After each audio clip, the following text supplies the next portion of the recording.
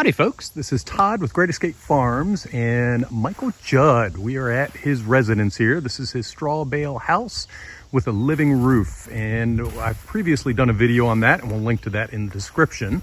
But today we're going to get an update. So if you'll notice, this is Michael here. He's sitting on a new patio and he has some wonderful new landscape going on around here. He's been working the whole time since our last video. Let me pan around real quick. And then I'm gonna go up on a tripod and I'm actually gonna sit with Michael and he's gonna explain what he has going on here. So I am sitting here, finally got the camera on both of us together. I am here with Michael Judd. And for those of you that may not know him from my channel, please check out his website. He also has a YouTube channel, but I'll let him explain a little bit about himself just so you know where he's coming from. Thanks, Todd. Yeah, Michael Judd here. I'm a permaculture designer, natural builder, author. We are today at our Permaculture Homestead in the foothills of the Blue Ridge Mountains of Maryland.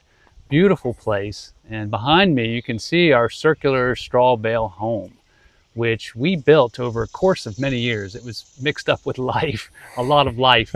But all the wood in the house comes from our land. Most of it's tulip poplar. We have a pure stand of tulip poplar.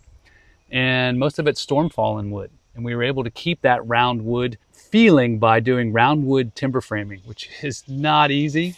It takes a long time, but it really preserves that energy of the tree in the house. So did a lot with that. We have over 550 straw bales. Yes, actual straw bales in the house. We have a traditional lime plaster on the outside. On the inside, we have earthen plasters, earthen floors. We have a beautiful, vibrant living roof. Full of different types of sedums. Because when it comes to your living roof, it's a place where you want drought-tolerant plants. So succulents are really good. It's a misnomer to think you're going to be growing your garden or a food forest on your roof, because you don't want the roots getting into your liners and getting water into your house. So shallow-rooted, tough plants up there on the roof, doing absolutely wonderful. And one of the things that I've really found over living in this house now for 8 years is that the living roof really helps keep the heat out of the house. I think it's something like 70+% of heat in buildings is absorbed through the roof. So by having a living roof, plants and soil, that actually keeps that heat from penetrating. So it helps keep our house cool. That coupled with, really thick straw bale walls, our house stays naturally cool in the summer without air conditioning. Now we do have a cupola and we have upper story windows so that you get what's called passive ventilation. Cool air comes in low, hot air goes out high. So you get this natural convection for cooling the house. And then in reverse, in the wintertime, we have a masonry stove, a beautiful Finnish design masonry stove, sort of similar to like a soapstone. And you only need to fill the chamber one time, burn it, shut it down, and then it flywheels out that heat, over a 24-hour period. So in the coldest part of our winter, we're only feeding that fire one time, and then it's creating this really nice warmth. It's like a warmth that kind of hugs you versus blowing on you. So it's coming down to design. When you design things up front in permaculture, this is what we observe in nature, and then we imitate on our landscapes and in our homes, is, when you have a design that functions well for itself, you don't have the constant inputs. And that's, you juxtapose that against the modern house up on the top of the hill exposed, to the cold and the heat that has to pump in tons of energy. You start to see the wisdom of designing something that doesn't need the constant inputs. And likewise on our landscapes, we work a lot with food forests. Now, food forest is not growing food in the forest. You don't need to have a forest. You don't need to have a big space at all. It's really about, combining your plants, usually perennials, fruits, nuts, medicinals, useful plants together in these little ecosystems so that they support each other. Again, the idea is that you're designing it so that it functions for itself, so that you're not having to constantly input on it. And I think we can have some fun today walking around and looking at some of these designs and how they work well together. Because when you work with plants together and getting them to, sort of support each other, it's magic what's happened. It's better than like what we can do if we're constantly inputting into the system. Absolutely. So we have a very different twist here. Like my first book, Edible Landscaping with a Permaculture Twist. So how can we adapt our modern environments, even the urban and suburban environments where aesthetics are important too? How can we get this function in an aesthetic way that appeals to everybody? So you can adapt even the style that I have here to a more urban or HOA or, a more, pristine style environment. But, being out here, we have about 25 acres. Most of it's woods. About 3 acres in the sun is all planted now. It's chock-a-block. It's full of nuts, fruits, willows, all kinds of plants, which we're going to check out today. And we're going to see that today. Yeah. And I want to see what you do when you start getting into the shade here and what you're putting in the shade, because I get asked a lot of questions about that. Sure. There's some shady characters that we can talk about. Maybe today, maybe another day, but we'll get to that. No, I'm happy to hang out in the shade today. Okay.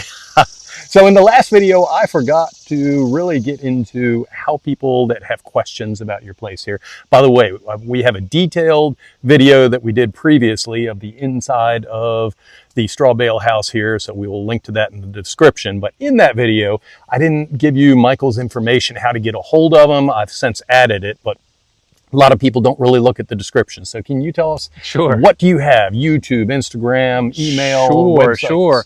Well, my website, ecologiadesign.com, is a good landing spot for everything else. Instagram at Permaculture Ninja. My YouTube is, Edible Landscaping with Michael Judd. Facebook, same thing, Edible Landscaping with a Permaculture twist. So I'm pretty easy to find, depends like where you like to interact, Okay, and I promise you maybe 2-3 more minutes, depending on how long you want to take, but just tell us, we shot the last video, I believe it was 2017, so 7 years now. Wow. What has changed in the last 7 years here? And what lessons learned do you have specifically regarding the Strawbale house? And I know that there's a nice deck that we're sitting on right now. That this is new. So 7 years ago, we just moved in, maybe like 1 year. Yeah. So I can say that it's been awesome. I'm grateful to say that it's been awesome. That's good to hear. Building this house, was a new journey, and I was the GM for it, and brought in talented friends to help me in workshops and stuff. But ultimately, it upped my game for building. I'd not built anything like this before, so I was a little bit, is this going to work? But then now I can say safely 8 years ago, yes, it does work. My wife would probably say, hey, how about a little more closet space, and being a round house, you're not going to easily add on to it. So maybe a little bigger. We have a loft in there. So with the loft, it's 1,350 square feet. And we have 2 kids and a dog, sometimes 2 dogs. And it actually, it's like a nest. It's kind of nice. Yeah. It's, and being circular, the energy never feels too blocked up, it just kind of moves around. The kids literally run circles around the house. So to each their own for how much space you have as a family, but the size has proven to be good. This extended patio space is a blessing to add a little bit more, space for us all to hang out on. Other lessons learned, let me think. The earthen floors have done really well. Mm-hmm. The one in the main room has been getting some chips, but I don't know what else to do about that. I mean, you can repair that pretty easily. Earthen floors act much like a hardwood floor. Mm-hmm. So they're very durable, but like if you drop something sharp, it's going to ding, right? In the case of an earthen floor, it's going to chip. So there's a little bit of maintenance, but and it's due now, but we're 8 years in. So if I have to sort of, resurface my earthen floor every 7 or 8 years, I can live with that as well. Yep. Other lessons, I'm telling you, it's really done really well without it. The roof, people always ask, do I have to go up there and weed? Not really. I go up there maybe 2 or 3 times in the early part of the season, to pick out anything that wants to grow in there. Because again, we're in the middle of a drought right now. Do you have to go out and water? No. So we are in the middle of a drought, which is a great thing to add to this video because our site is very lush. It's not only is it staying green, it's staying productive. Mm-hmm. So a lot of times in a drought, people are trying just to maintain their things. Whereas if you design with permaculture, your passive water harvesting design, you're really getting in the good mulch, the ground covers, and you're working with the species that are appropriate for your site, then you don't have to be pulling out the hose. If you do the design up front, you don't have to do these constant inputs. And you'll be able to see that today. The world around us is down and brown, and here it's lush, and you'll see we're still plumping out fruit nicely. So, and we're going to see that when we walk through the food forests and all of the lushness here. So we'll see that. It's actually going to come out in a separate video, but we will have a lot of detailed. Actually, I'll pan around here again at the end of this video. One last question for you. I'm sorry, Sure. I said the last one was No, happy one. to keep going. But I see this beautiful place here, and unfortunately, it's just you and your wife and the kids. You never have any visitors come, especially in the month of September, right? Yeah. Yeah. So this is actually timeless because I think you're going on, what, 8 years now for your Pawpaw Festival? Pawpaw Festival. So he's being funny. We always have people coming in and out of here. But the big one is the Pawpaw Fest. We have a Pawpaw Festival. It's always the third Saturday in September. This is our ninth annual Pawpaw Fest, and you've helped so much, and especially in the early ones. So here in Frederick, Maryland, this video should be timeless, so it doesn't matter whether you're watching now when we're shooting in 2024 or if it's 2026. You can count on Michael probably having a Pawpaw Festival here. You can get a first-hand look at the Strawbale house. You can get a first-hand look at the beautiful food forest and everything he's doing out here, the hugelkultur, the permaculture. He's got swales. He has pawpaw trees all over the place here. He has persimmons, and again, we'll see all that soon. So make sure you check out the Pawpaw Festival, third weekend. It's a third lot Saturday of fun. in September. And pawpaws, if you don't know, are an amazing tropical fruit that grows in the north. It's basically a tropical fruit that tastes like mango, pineapple, banana. And when you grow the really good cultivars like we do here, the experience is like dessert. It's so good. So we have this festival so people can have a great first experience too with the pawpaw. But the pawpaw is kind of like a poster child for getting people to come and to experience the permaculture homestead aspects. We have tours, food forest tours. We have all kinds of workshops, earth-based vendors, pawpaw ice cream, lots of variety tasting of the pawpaws, awesome music. It's like this new grown culture that's like ecology and culture all coming together. So yeah, highly recommend it. It's a great opportunity to come. We also do a couple workshops during the year, usually growing mushrooms. And sometimes we do a house tour or personal tastings.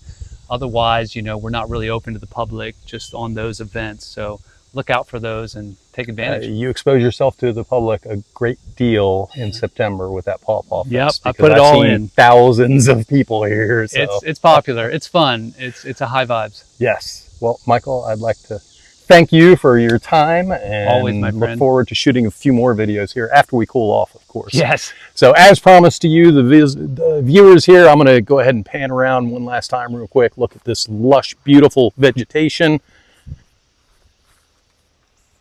And just show you what he has here. Not only what you can see from here, but his parents' house is just up that way, and he has a very mature food forest up there. Tons of fruit, lots of abundance all around here. And what did you say, Michael, 35 acres? 25 acres. 25 acres. About 3 acres of open sun, all planted up. All planted up. Wow. Just a gorgeous, gorgeous place. Well, thank you very much for tuning in. Please check out my channel, which is on YouTube at Great Escape Farms, and Michael's channel, Edible Landscaping with Michael Judd. I'll see you there.